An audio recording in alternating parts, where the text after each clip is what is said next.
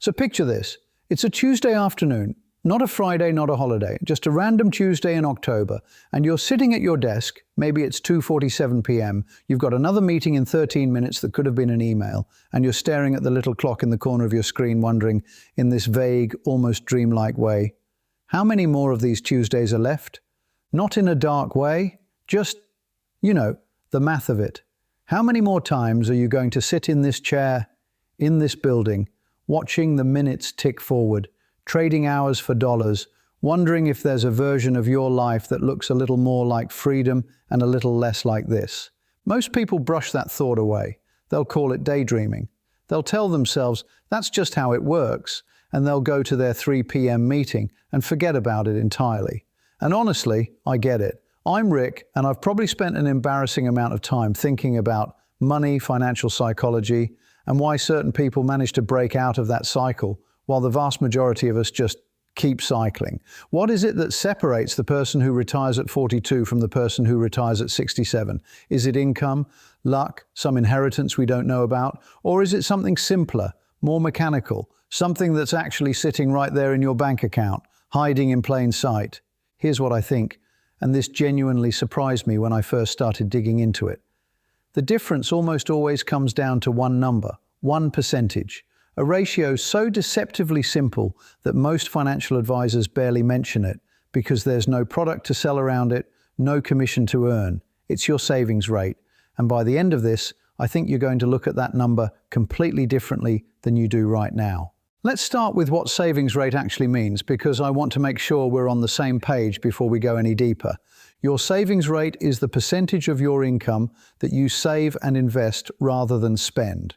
That's it. If you earn $5,000 a month after tax and you save $500 of it, your savings rate is 10%. If you save $2,000, it's 40%. Simple arithmetic, middle school stuff. And yet, here's where it gets interesting.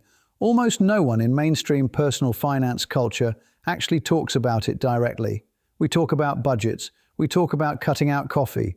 We debate whether avocado toast is genuinely ruining a generation's shot at home ownership. It's not, by the way. We talk about side hustles and dividend investing and whether index funds are better than actively managed funds. But rarely do people sit down and say, what percentage of my income am I actually keeping? I think that's intentional in a weird way. Not like a conspiracy, nothing that dramatic. But our entire consumer economy is built around spending. Every ad you see, every treat yourself meme, every influencer hauling a new wardrobe on YouTube, it all nudges you toward the same behavior. Earn money, then spend it. The idea that you might just not spend most of it feels almost countercultural, like you're opting out of something everyone agreed to participate in. But the people who actually retire early, the ones who genuinely stop needing a paycheck in their 40s or even late 30s, they opted out, quietly, methodically, and often without telling anyone at brunch. Okay, so here's where I want to slow down because this part matters a lot, and I want you to actually feel it rather than just nod at it. There's a concept in financial independence circles, sometimes called the crossover point. The moment when your investment income equals or exceeds your living expenses. When you hit that point, work becomes optional. Not a distant dream, actually optional. The math to get there is driven almost entirely by two variables, how much you spend and how much you save. And here's the part that most people find shocking the first time they see it laid out properly.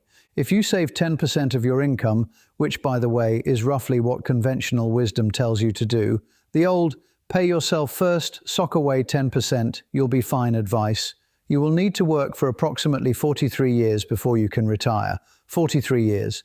If you start at 22, that gets you to 65, which is, not coincidentally, almost exactly when the system expects you to stop working anyway. So 10%? You're essentially right on schedule for the default life. Now watch what happens when you nudge that number. Save 20%, which still means you're spending 80% of your income, so you're not exactly eating lentils by candlelight, and that timeline drops to around 37 years. You shave 6 years off your working life just by doubling your savings rate. Save 30% and you're looking at roughly 28 years. Save 50%, meaning you live on half of what you earn, which sounds extreme until you think about it carefully. And you're looking at 17 years. Start at 25, and you could theoretically retire at 42. Save 70%, you're done in about 8.5 years. Now I know what you're thinking. Alex, saving 70% of my income is insane. I have rent, I have a car payment, I have a child who is somehow more expensive than the car. And you're right. I'm not here to tell you that 70% is realistic for most people. But here's the thing that gets me every time I think about it. The relationship between savings rate and working years is not linear. It's exponential. Each additional percentage point you save has a bigger and bigger impact the higher you go. The math rewards aggressiveness in a way that feels almost unfair. And that's before we even factor in investment returns. The numbers above assume pretty modest market returns, with historical average stock market performance somewhere around 7% real return after inflation. The timelines compress even further. Your money isn't just sitting in a box. It's growing, compounding, working while you sleep. I want to talk about a specific number for a moment, because I think it matters more than any other. 50%. There's something that happens when you cross that threshold, when you're saving more than you're spending, that is genuinely different from anything below it. And it's not just mathematical. Below 50%, your lifestyle is, in some sense, running the show.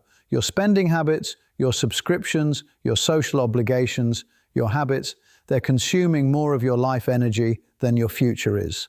Above 50%, the calculus flips. Your future is getting more of you than your present is.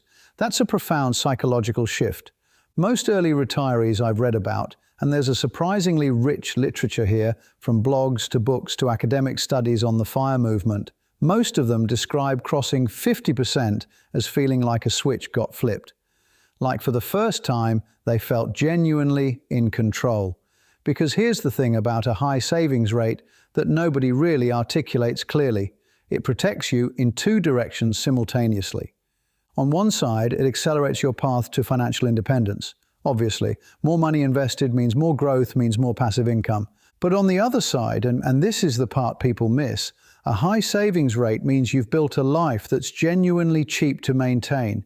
If you retire having lived on $30,000 a year and save the rest, then you only need enough invested to generate $30,000 a year.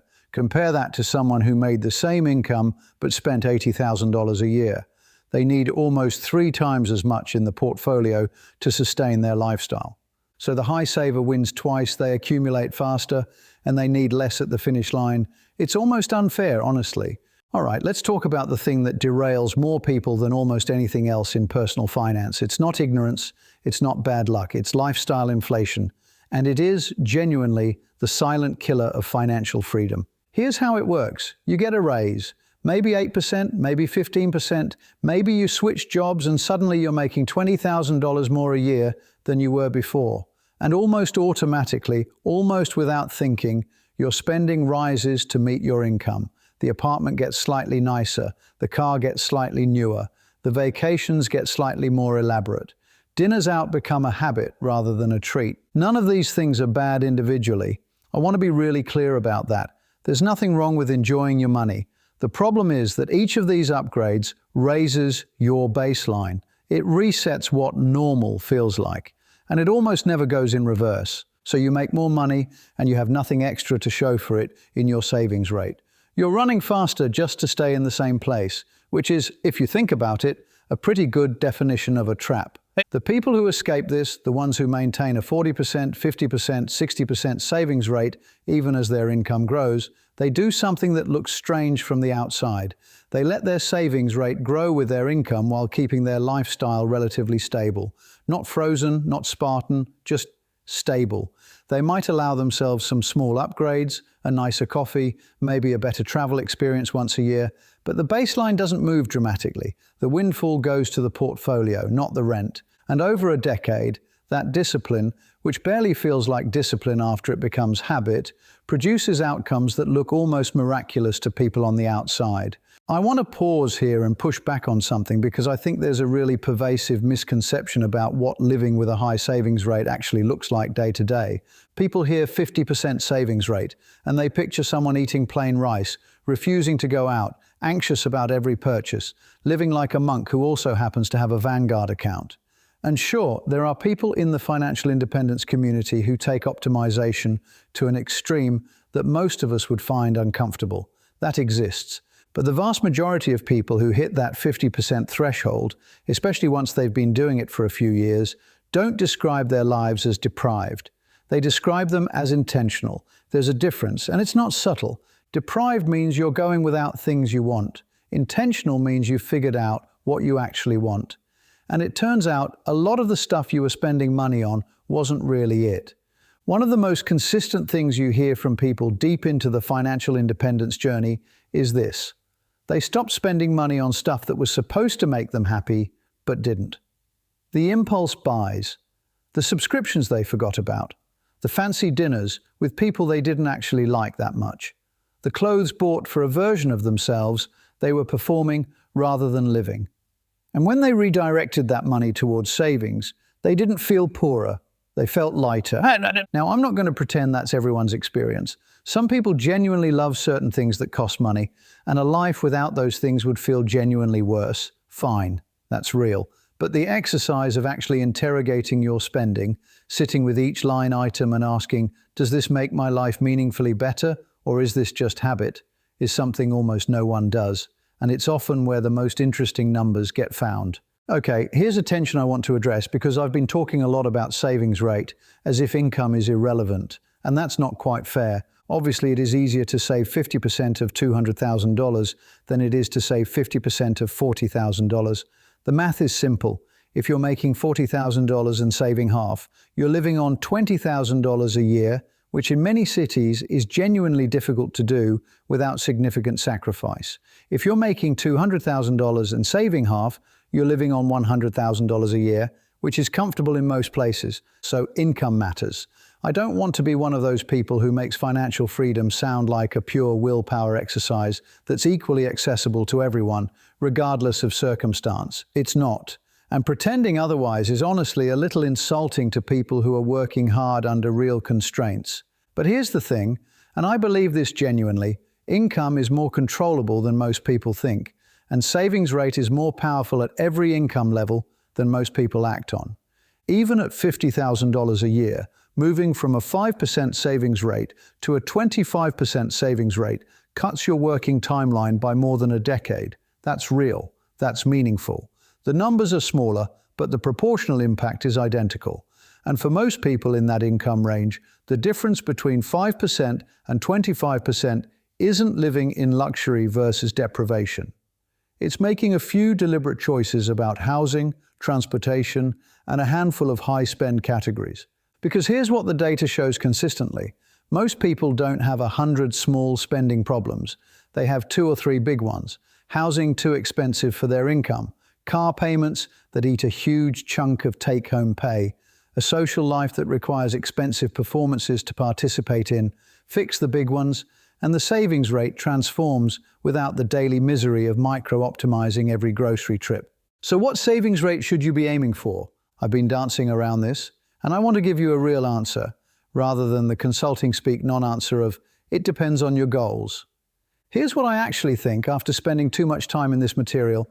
If you want a conventional retirement, meaning you work until your mid-60s and then live off savings plus social security or pension, 15% to 20% gets you there comfortably, assuming you start reasonably young and stay consistent. If you want to retire in your mid-50s, which is earlier than almost anyone around you, but not so extreme that it requires radical sacrifice, you're probably looking at 30% to 40%. Achievable on a solid middle-class income with intentional choices about the big categories. If you want genuine early retirement, let's say mid-40s or earlier, you're in the 50% and above territory. This requires either a high income, unusually low expenses, or both. It's not impossible, but it demands real commitment and, honestly, a certain personality type that finds optimization satisfying rather than exhausting. And if you're sitting there right now at 8% savings rate, which is actually above the US average, the US personal savings rate has hovered pathetically between 3% and 8% for most of the past decade. I'm not here to shame you, but I am here to tell you that 8% is essentially the default life setting. It's the setting the economy wants you on. It's the setting where you work until you're 65 and hope Social Security is still around and hope your health holds up and hope nothing goes wrong. The question is whether you want to stay on the default setting or whether you want to touch the dial. Let's talk about how you actually move the needle, because I don't want this to end as an abstract meditation on percentages. First thing, calculate your actual current savings rate, not the one you think you have, the real one. Take everything you saved and invested last month, 401k contributions, brokerage deposits, high-yield savings, all of it. Divide by your take-home pay. Write that number down. Most people are surprised, usually not pleasantly. Second, identify your 2 or 3 biggest spending categories. For most households in the US, it's housing, transportation, and food. These 3 categories alone often represent 60 to 70% of total spending. If you want to dramatically move your savings rate, that's where the leverage is, not in canceling Netflix. Third, set a savings rate target that's meaningful but not punishing. If you're at 8%, going to 35% overnight is probably going to feel awful and you'll abandon it. But going to 15% this month, that's probably doable. Then 20% in 3 months, then 25% when the next raise hits. Treat it like a muscle you're building, not a switch you're flipping. Fourth, and this is the one people sleep on, automate the saving before you see the spending. Transfer the target amount to investments on payday before you've had any chance to spend it. This is the single most effective behavioral trick in personal finance, bar none. It converts a willpower problem into an infrastructure problem, and infrastructure is much easier to maintain than willpower. Finally, revisit the number every 6 months. Life changes, income changes, goals change. The target doesn't have to be fixed forever, but it should always be intentional, always chosen, never just a residual of whatever happens to be left over at the end of the month. I want to come back to where we started, that Tuesday afternoon, the 2:47 p.m. meeting, the clock in the corner. Here's the thing about that moment, that small, quiet question about how many more Tuesdays are left. It's not a complaint. It's not laziness. It's a completely legitimate human desire for autonomy, for control over your own time, for a life where you're there because you chose to be, not because you have to be. And the path to that life, the actual mechanical, mathematical path, runs directly through your savings rate. It's not about being extreme. It's not about suffering now so you can live later. It's about being honest with yourself about what your current choices are buying you. Every percentage point you spend above your savings rate is, in a very real sense, a vote for more Tuesdays at the desk.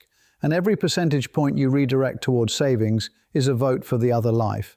Most people never make that choice consciously. They drift. They spend what they earn, save what's left, and look up 20 years later wondering where the time went. And the tragedy isn't that they made bad choices. It's that they never realized they were making a choice at all. You know, you're making a choice now. That already puts you in a different category. The savings rate that separates early retirees from everyone else isn't some secret number handed down in hushed tones among the financially enlightened. It's just higher than you're probably hitting right now. Meaningfully higher. And it's available to most people who decide, genuinely decide, that the Tuesday afternoon they want is worth making some real trade-offs for. Start with your number, the real one. And then ask yourself, is this the rate of someone building the life I want? If the answer is no, well, now you know where the dial is. If you found this valuable, make sure to press that like button, comment your situation, and subscribe to this channel. Now, thanks for watching and see you in the next video.